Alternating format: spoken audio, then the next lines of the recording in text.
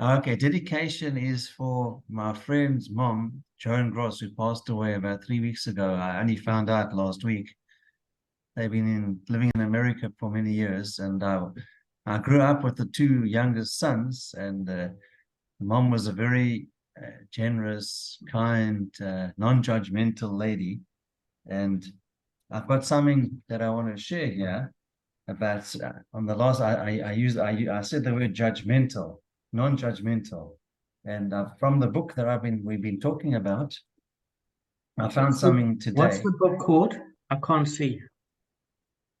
Oh, to be a mensch. Okay, from cool. this book, and I found something here, and it says here, um, it is an obligation to judge another person favorably, even when the facts point to likely misdeeds.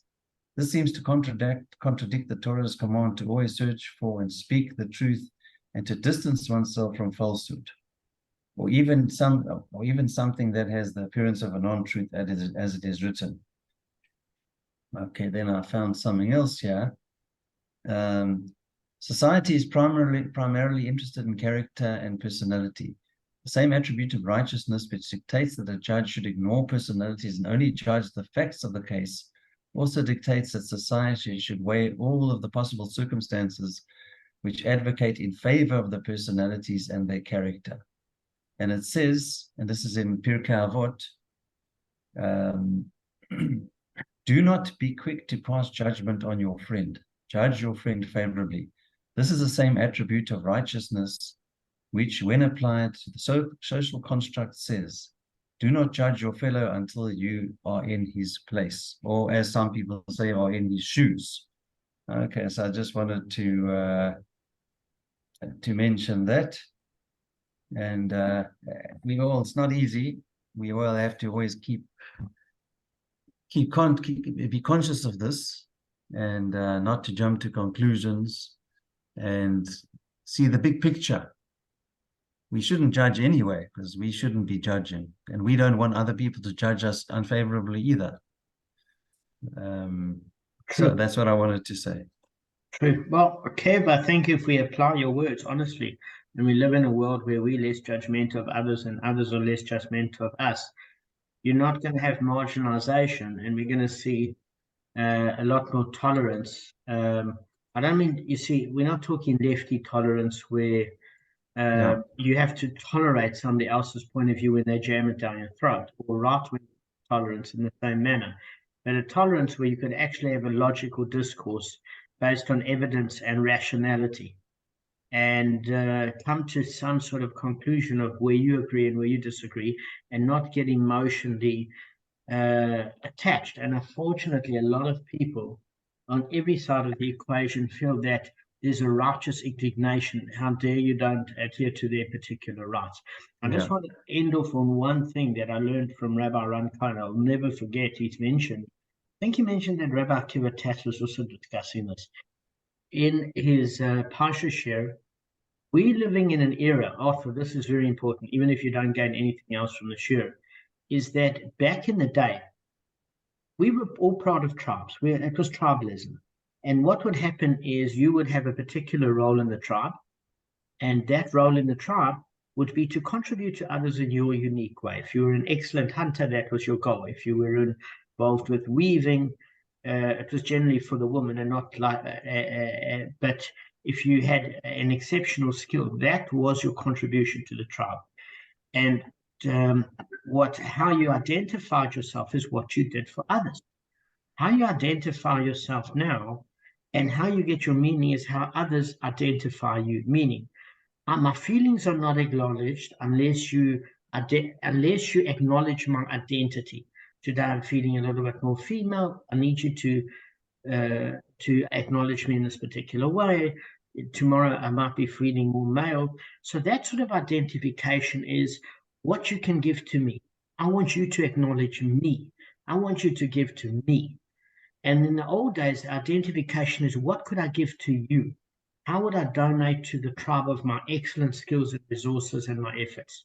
So the one was concentric to giving of others, and the other one was eccentric to the ego of what you could do for me. as a tribe. And I think we've lost sight of our responsibility when I have to dance around on eggshells, acknowledging everybody else's feelings also, because people want to be identified in their unique way. You know what is unique is actually giving to others. That, for a change, is actually unique. So that sort of concentric thinking is how you should find your identity. What have you done in the world since you've been here? And what are you going to do? Not what can the world do for me and how can it acknowledge my every feeling? Just thought I'd end on that note. If you think I'm being ridiculous, you guys can tell me before I start the shir. No, right. Spot on. All right. So thank you to Rabbi Cohen and Rabbi Kibbutz for that.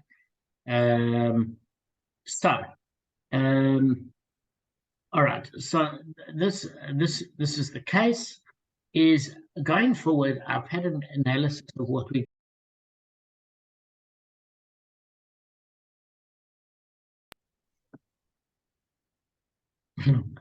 guys, we're on the 100th daf. I hope we finish it. Okay. So there's an incident with Reish Lakish and Rav Elazar, and Reish Lakish showed a dinner to Rav Elazar, and he said to him, I want you to assess this coin for me. I want to know if it's good or countable. Rav Elazar said it's good. And Reish Lakish is saying to him, see that I'm relying on you. And Rav Elazar was a little bit perturbed by this because he turned around and he said, when you say you're relying on me, if for some reason the coin is counterfeit, are you telling me that I have to replace it with another coin? Because the problem is, Reish Lakish, you hold by the laws of Garmi, which seem to contradict this according to the opinion of Rabbi Meir, at which case you shouldn't hold me liable specifically for this. Okay? And that was in the notes in the 98th daf, just so that you remember. So let me just tell you, there's two types of damage.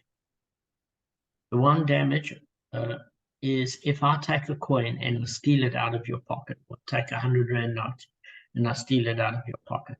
That's theft. That's direct.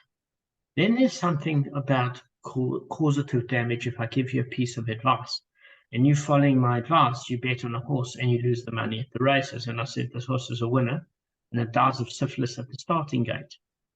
Okay. That's bad advice. But in that particular case, that is causative. So that's Garmi. That's grammar, causative. And Garmi is if I steal it directly from your pocket. But there are Rabbanim that hold that if I give you bad financial advice, that causes your loss.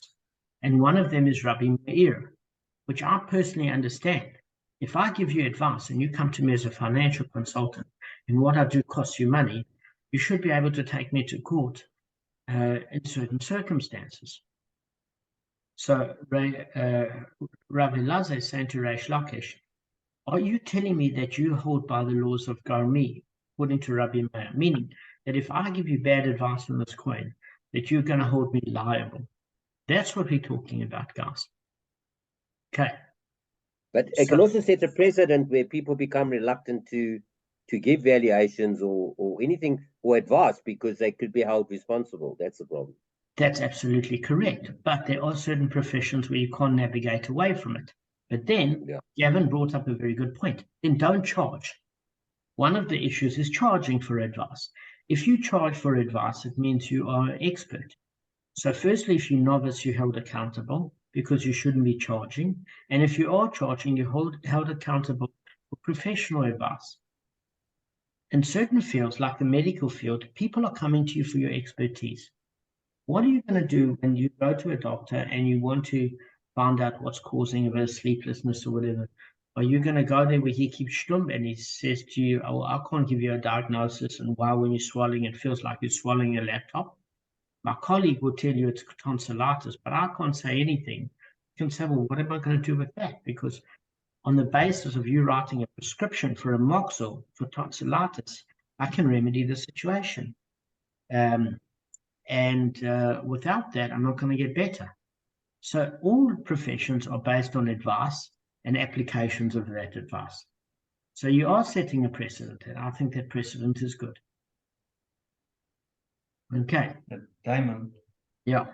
going back to financial advice, if the advisor is giving the advice in good faith and he or she thinks that it's the right advice, and what's the time frame that if it was completely wrong and negligent, but based on the outcome, when is the advisor liable? I mean, what's if they did the advice, made the advice in good faith? Okay, so Kevin's bringing two good points there. The first thing of it is there's certain professions which a person should have no business trusting other people.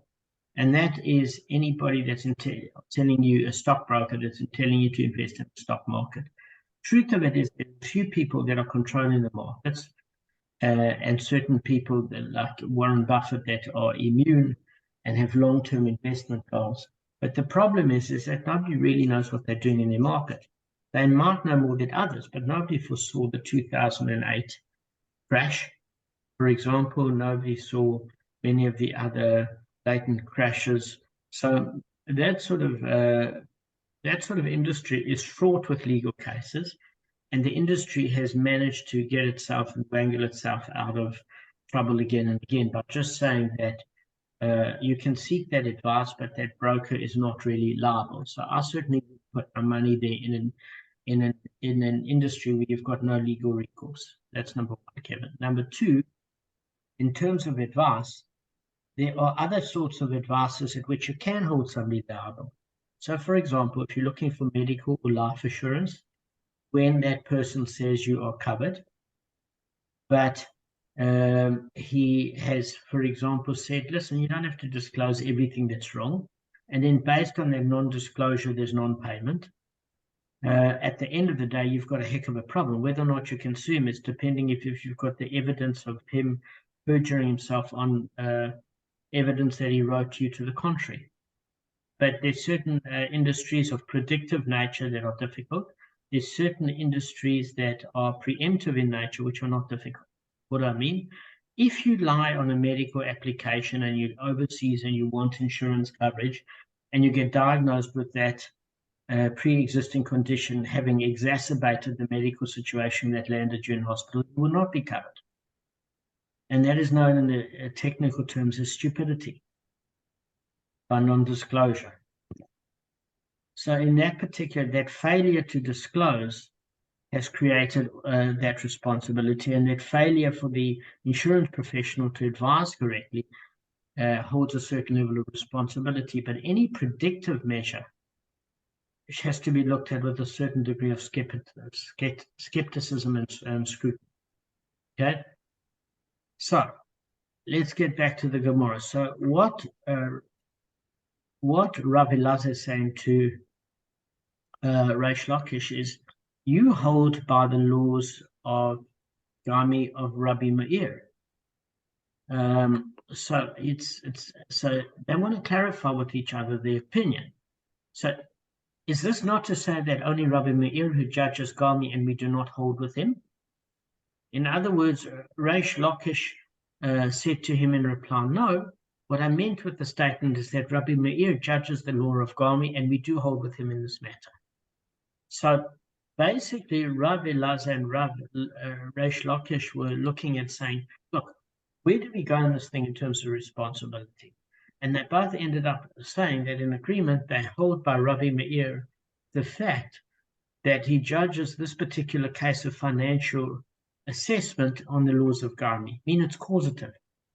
Not only would stealing a coin make somebody legally obligated, but giving them bad financial advice, in this case, Kevin, would obligate them because Rabbi Meir holds the law of Gami that advice is causative damage, just like stealing out of one's purse. Why? Because, Kevin, there's a difference between a guy in the stock market and a person to assess the counterfeit nature of your currency. They're two very different levels of expertise. The one is future predictions, at which no one knows. And, Kevin, the other one is assessing based on certain factors, such as using a what do you call it? a certain forensic ultraviolet light, etc., to determine currency validity, or a scanner, or whatever in today's technology. Kev, do you see how they're different? You're falling asleep. Your eyes are closing. You're tired. No, I'm not. I'm wide awake. Okay. Looking away from the screen.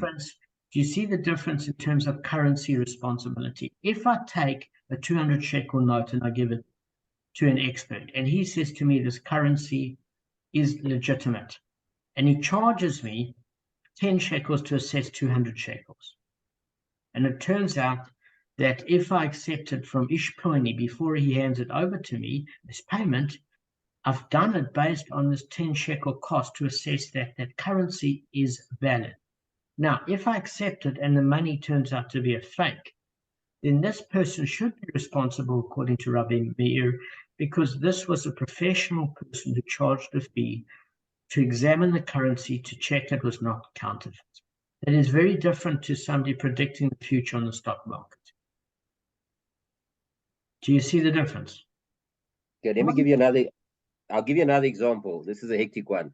You go for a golf lesson and you go play the next day and you actually play a lot worse.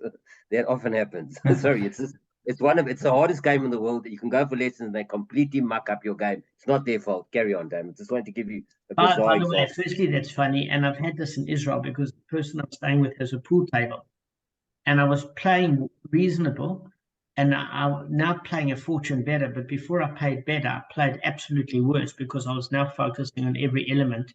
So that's the difference between unconscious mediocrity and conscious competence. Before it becomes unconscious competence, you have to almost restructure your game, and you get worse before you get better. It's a non-sports fact. Absolutely. Yeah. But it's hell of a frustrating, especially if you paid for it. It's very funny too. Yeah. So, Kevin, so in that case, you can hold somebody responsible because they've got an expertise in examining currency. Yeah. Fine. So the Gemara has quoted Reish Lakish's statement that Rabbi Meir judges the laws of Garmi, meaning you give bad advice here, you're directly responsible for rectifying that advice. But the Gemara now has to see and identify the ruling of Rabbi Meir that indicates that he holds you responsible for advice as he would for you stealing 100 shekels. In other words, giving advice that counterfeit money of 100 shekels is legit. That's what we're trying to see, is the Gemara source for it. We've touched on this before. It's been weeks since we got together. I'm going to give it in quick summary. And we're looking at 3 different distinct sources to see where it is. Okay, we already eliminated the first source before. I'm going to give it to you. So it says, look, which ruling of Rabbi Meir indicates that he judges the laws of Garmi? Perhaps you will say that it's the following ruling of Rabbi Meir, and it's a mnemonic for basically Daf Lamed Mum Mem Pei. And what is that? It basically is a mnemonic that we learned in the following Mishnah. It's in Bechoros 28b, and it says, if there was a judge who adjudicated a monetary case and he declared the liable party to be not liable, or he ruled a liable the one who is not liable. In other words, in one case, he said that the guilty were innocent, and in the other case, he said the innocent were guilty.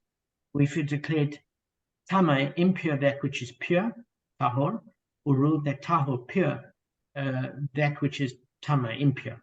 What he has done is done and must make restitution from his own property. So what we're basically saying here is that since the erroneous ruling of the judge can't be reversed, the judge in his personal capacity is liable for the loss of his erroneous ruling caused by the wrong party. In other words, once judgment has transpired, but it's found that the judge actually didn't follow the law. Not if he ruled and he followed the law, but there was something really erroneous in his judgment, you can make the judge financially liable. So we're saying, is this a case that proves the law of Garmi by Rabbi Meir? Why? Because Rabbi Meir says advice that costs money, you can hold somebody liable.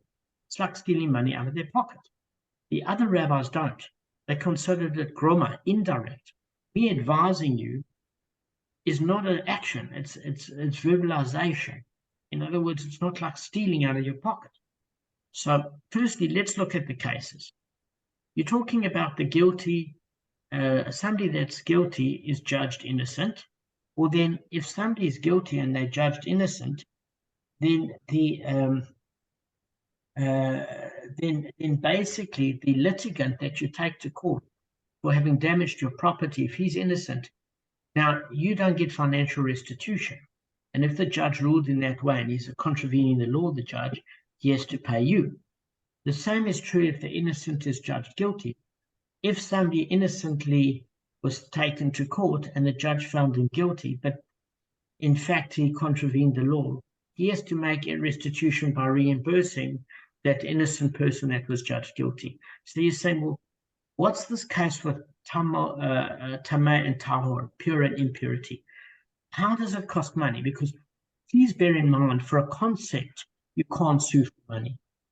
In other words, what I'm saying is as follows. If you bought a whole lot of wine and the judge said to you that you can't use it for the function because it's treif, and you bought it with a hechsher, and in that particular case you said it's treif, and you sold it for a third of the cost to the Goyish market because you bought top quality kosher wine, and it turns out that it was a kosher hechsher, okay, but he doesn't hold by that, etc. And whatever, there was politics or whatever the case may be, he's cost you money. So in that case, there's a tangible. If he said something is impure, that's pure, but it hasn't cost you money and it's still sitting there on your shelf, but you haven't gotten rid of it yet, there's no claim. It's the same thing.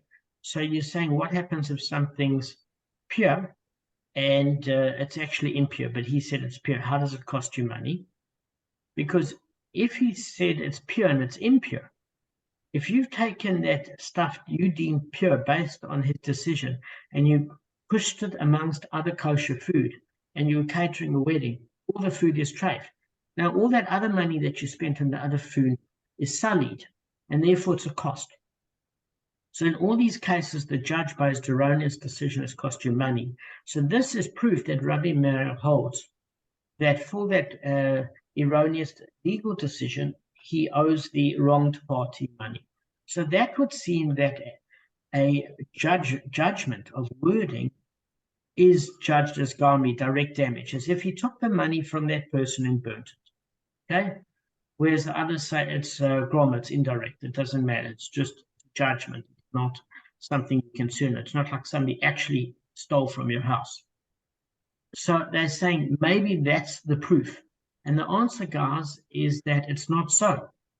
Because if you look, it was stated with respect to that Mishnah, Bavli said in the name of Rav, the Mishnah's ruling that the judge is liable to pay is provided that the judge took the money and gave it with his own hand to the other party. So all the commentaries on that say the following, is he says, look, if you look at the different cases, okay, where, like the first case, where the judge declared the liable party to be not liable, the defendant had given a pledge to the plaintiff to secure the debt. So the judge declared the defendant not liable. The judge actually took the physical debt from the plaintiff, the pledge, and returned it to the defendant, meaning there was an action attached to the wording. If you look at the Mishnah's second case, where the judge declared that not liable one to be liable, he took money from his hand, from the defendant, and gave it to the plaintiff. Okay?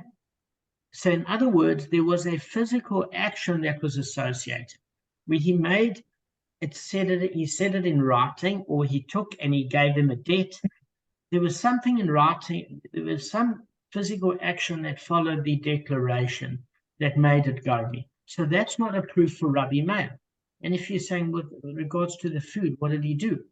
Well, we say if it was pure food and the judge said it was impure, he took a sheretz to touch the food to say you can't use it. Okay, it was a physical declaration along with the verbal.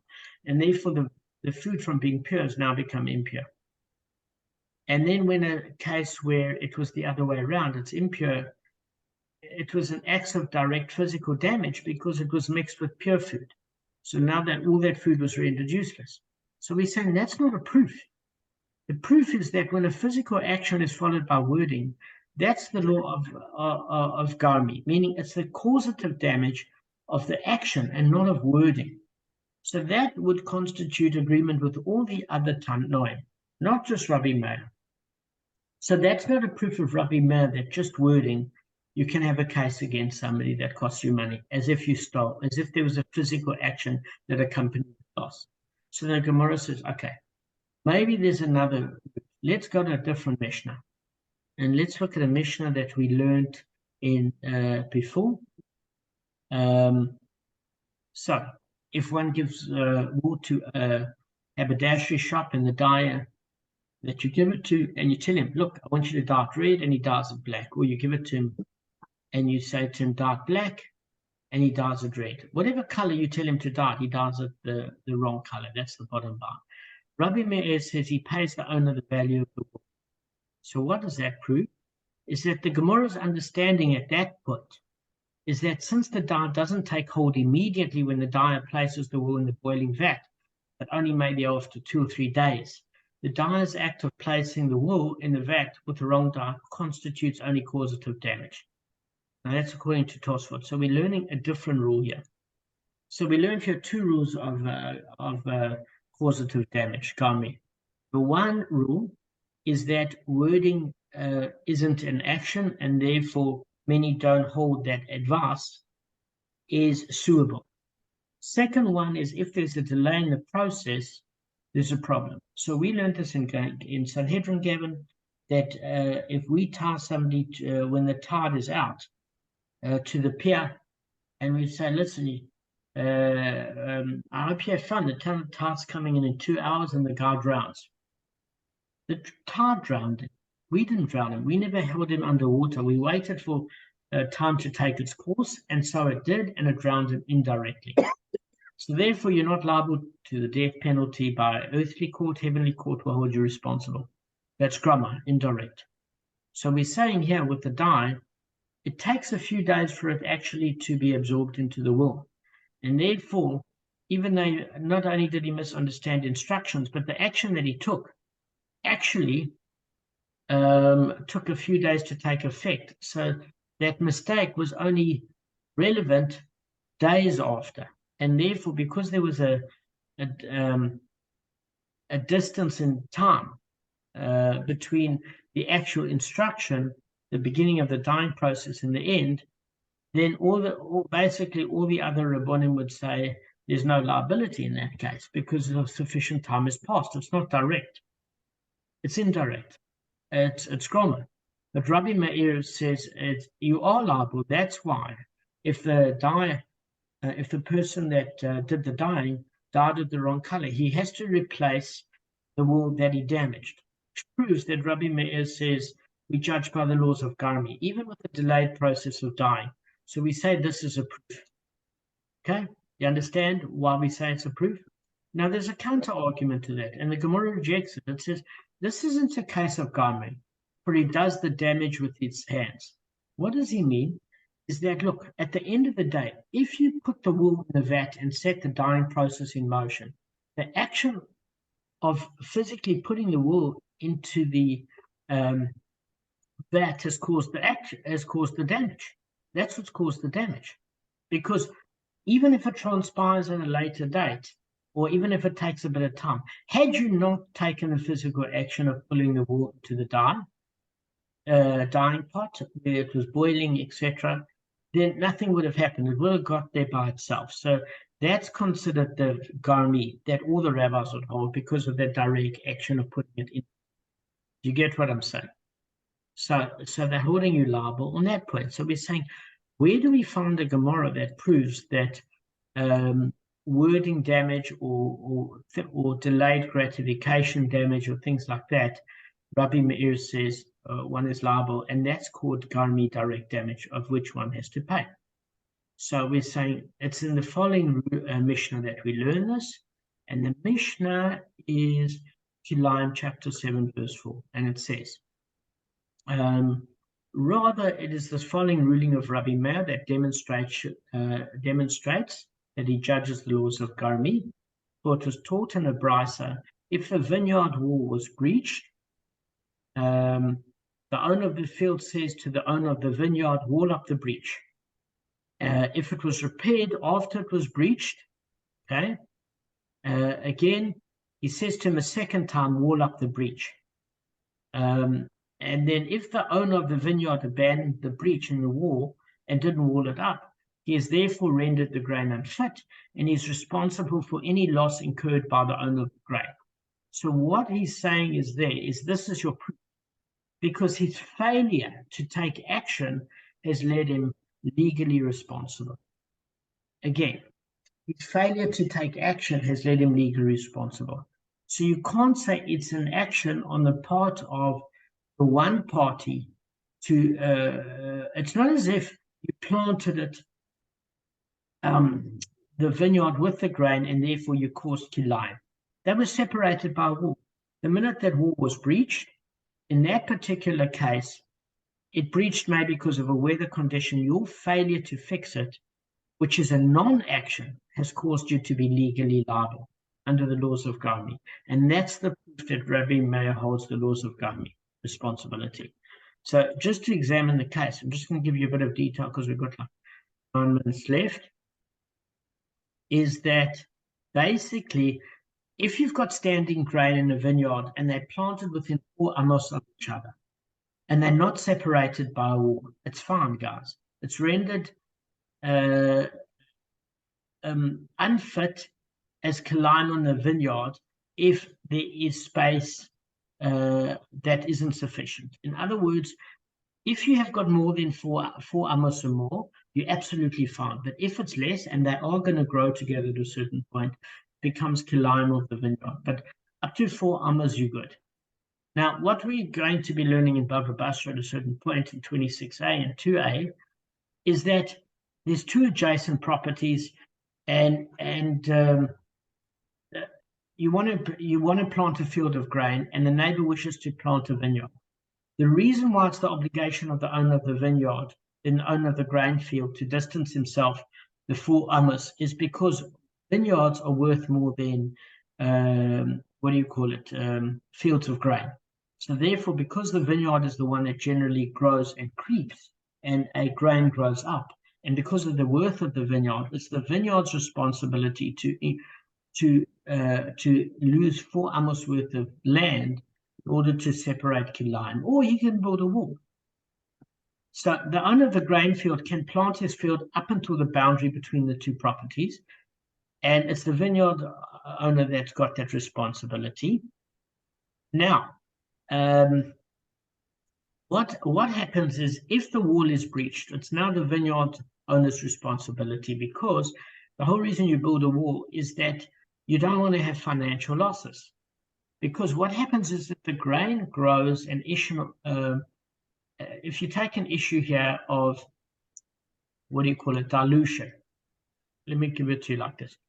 You've got this 1 in 60th rule of kashrut, that if it's more than 1/60th, it renders it unfit if you mix meat and milk. But 1/60th, it's not sufficient a quantity to create any sort of problem. But in kilayim, it's different. It's 1 in 200th. So if it's 199 out of 200, it's not a problem because there's no additional growth. So what it's saying is, if you have a look at this, what you're dealing with is a case of this. All right, let me just put it like this. So if the grain shouldn't grow an additional 1 out of 200 while the wall is breached, and therefore it's only with the growth, according to Rashi, that it becomes kilayim. So the onus of repairing the wall is on the vineyard owner, even though you need both types of grain to create kilayim. But since it's the vineyard owner, it's his obligation to have the 4 amos apart. But eventually it's going to grow out. So it's his obligation to repair the wall. Okay? Now, what's interestingly enough is that if the owner of the vineyard discovers a growth of kilayim in his vineyard, and immediately he sets out to uproot the kilayim, the produce doesn't become prohibited as kilayim as long as he's involved with the process, even if there's a growth of an additional 1 out of 200. So it's interesting. It's not like a chemical reaction. If you chemicals and they mix, a bomb can go off, whether or not you're aware or not. But as far as kilayim is concerned, the obligation is only A, if you become aware, and B, if you're not doing anything about it. So if you see it and it's still under the 1 out of 200 mark, and you're busy remedying the situation and it grows, but you're doing something to fix it, it doesn't become kilayim. But if you abandon the project, you're liable. But this is what's interesting. The parts that are separate, that are pre-growth, are not part of kilayim. So what happens is only that part where they join and they interlock with each other, that becomes kilayim. But if that growth is more than 1 out of 200, then it infects everything, even the part that's not kilayim, and you've got to get rid of everything. But if at that point where it's joining, you're trying to remedy and separate, creating a wall, and it grows more than 1 out of 200, because you're doing your utmost to remedy the situation, kilayim is a spiritual concept. Kilayim doesn't come into play. The minute you abandon the wall and absolve yourself of responsibility, you're then liable as far as that's concerned. Can I So ask you a quick question? Sorry, that Kalai, I can't pronounce it. Whatever you say, it is Kalai, whatever. Kevin's good at that. Is that just for that one row or for the whole vineyard? The 1 out of 200. So it's. I think it's only. I honestly have no idea. I'm assuming it cannot affect fields and fields. I'm assuming it's only the source root where everything comes from.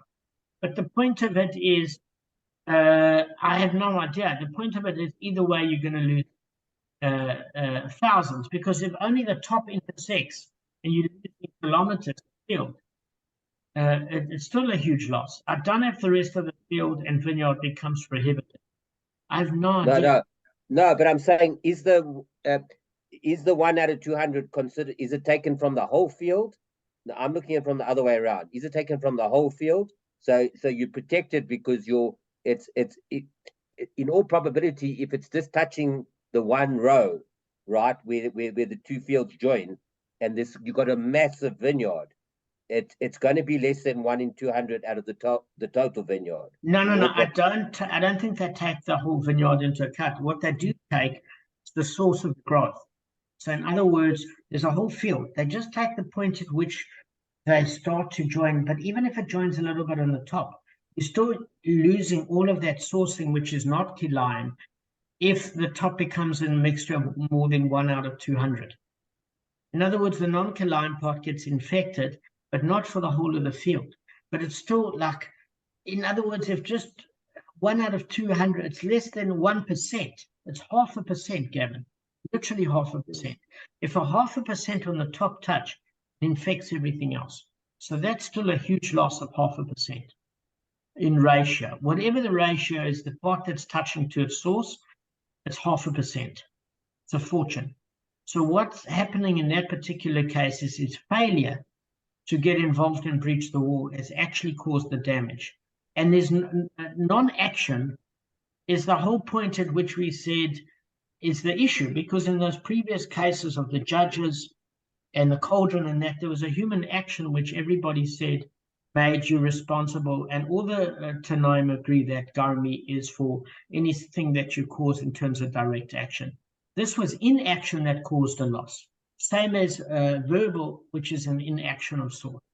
And therefore Rabbi Meir says you're responsible, and this is his proof. And in the upcoming parasha of Kedoshim, which I actually covered today, it says you shall not mix different plants together, species, and it mentions kilayim because that's what will happen. That's that can destroy your whole crop or whole field eventually, as you said. Correct. So and guys, it was a good share. I hope it made fantastic. Sense. So when's the next one, Damon? Monday, isn't it? Monday, what time? Let's just check my scheduling. What time Monday? I don't know. Arthur, you need to tell me what you want to do. What time are you available, Arthur? Yeah, you're on mute, Arthur. They don't ask me questions when I'm on mute. After 5.